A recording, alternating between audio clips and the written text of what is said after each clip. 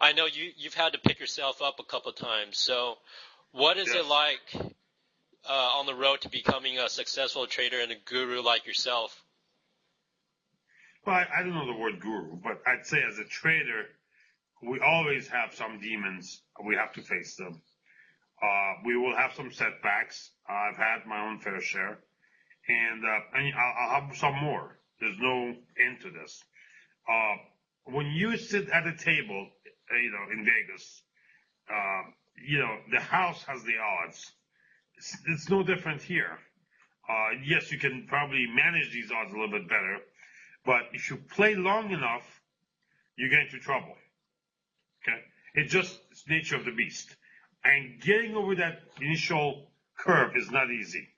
And as you get to that point, I think a sign of maturity, a sign of learning and understanding yourself and dealing with yourself is to play for a smaller range size, if you will. Mm-hmm. And when the confidence is there and when the conditions line up like it was yesterday in the market, I tend to press it. Don't press it every day. A lot of times you'll see I'm taking very short bursts for a few contracts, as I said, trying to make some soup money, mm-hmm. pay for lunch. But when conditions line up and your market timing and your doing the homework that you did the night before, your preparations and so on, line up with your chart expectations during the day, listen, that's the time you got to press it. That's the time you got to take the charge of the moment and go for it. But along the way, there is always the risk of ruin, ROR. There is always problems with exogenous news, problems with disaster stops you have, problems with, like last night, there was an alert on. I usually keep a laptop next to me on a nightstand. I took a look. It was 3 a.m. Chicago time, which is if you go to your table, you see it will be 9 o'clock London time. Mm-hmm. So London was opening, and they sold the market heavy. So there's always overnight risk. Now, of course, I was flat, but the alerts kicked in, and I just woke up, took a look at it. Mm-hmm. I said, okay, I know where this thing is. I know what this is doing. Kind of waited a few minutes, make sure it wasn't anything outrageous. Being a veteran of going through the long-term capital market, mm-hmm. I went through that live, night and day. The 2001, 2002 debacle, again, with futures. And then 2008, where majority of the money was made at nighttime, not during daytime. Yeah. Because it was such a global event, the pressures were so big. In 87, I was basically out of the market. I was at cashed out first of all, I was not trading, I was really investing. And I cashed out my dad, much, much earlier, just because I felt things were frothy. Mm-hmm. And actually, I saw 87 live on TV, just basically a TV station in LA was reporting, and I was at awe. I'd taken a day off that day by chance and could not believe what was going on. So, but basically what you do is over the time, you get more mature, you slow down in certain things, you don't press buttons that fast, you respect cash, you try to keep yourself nimble and agile, do not try to impress others with the size you're trading. Instead, have respect for the money that's there in the account.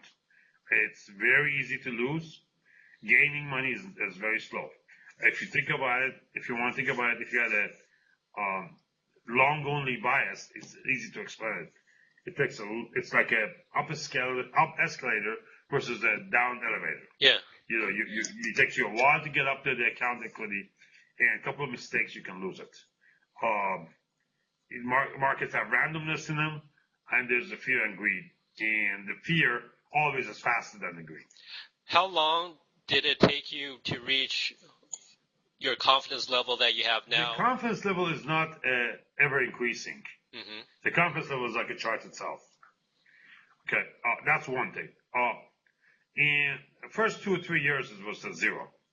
Confidence level was zero. Simple.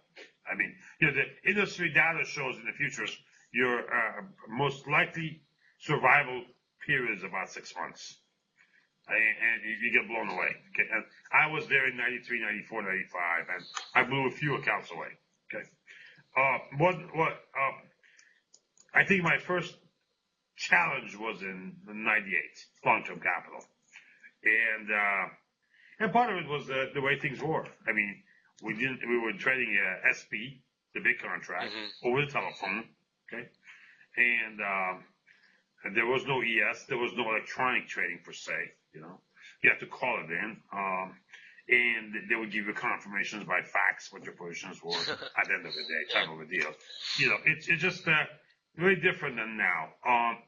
And then I had a chance to see the floor with the work I did with Louis Porcelino and Brad Sullivan.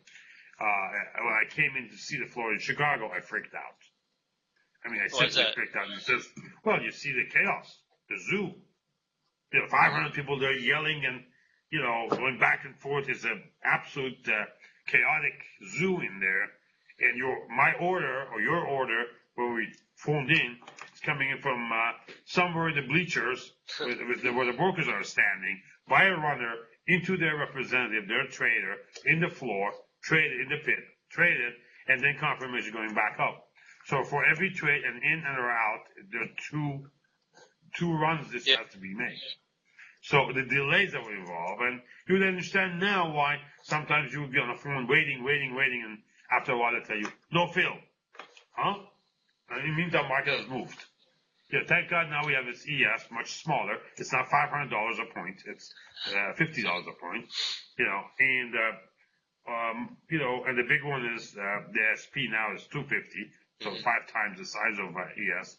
But a lot of liquidity, and there's accountability. Because there's accountability, there's more liquidity. Okay? That's key. Before you didn't have that. I think great building period for me, kind of stabilizing and building period was probably post dot-com debacle. 2003, 2004, 2005, that period. Why is that? Why? Because first of all, I think I'd been there long enough. I'd been banged around long enough, if you will, and I focused on what things I wanted to have in terms of systems. And a couple of our indicators were finished, and we've gone through a number of textures, if you will, market textures, so that you understand it from a different time frame, multi-time frame, and multi-texture. So because remember, the market plays a game with you. All these variables are changing at the same time. These are nonlinear systems. If it was simple, everybody and his brother would be doing it. Yeah. So it takes a while, and you got to learn to survive. If you can survive this period, the cumulative learning will come in and help you. Now, one of my problems was also I was trying to finance the development of the company, the website, the put call ratios on the back end and so on. So a lot of net gains that would happen in the market would get dumped into the hand of programmers to keep them happy, keep them finishing what they had to do, and so on. And so, but it was all meant to be.